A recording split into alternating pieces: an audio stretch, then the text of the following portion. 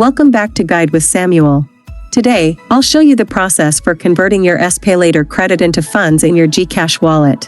Remember, this isn't a direct feature but a practical workaround.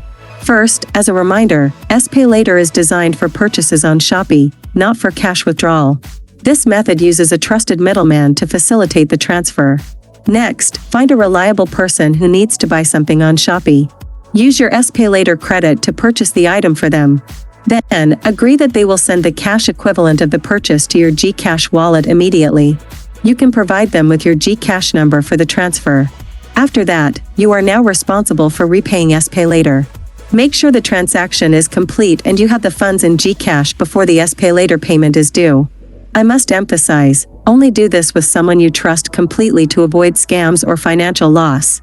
This is the most common and secure method to effectively get your SPayLater credit into your GCash account.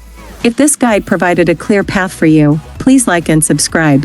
Thank you for watching.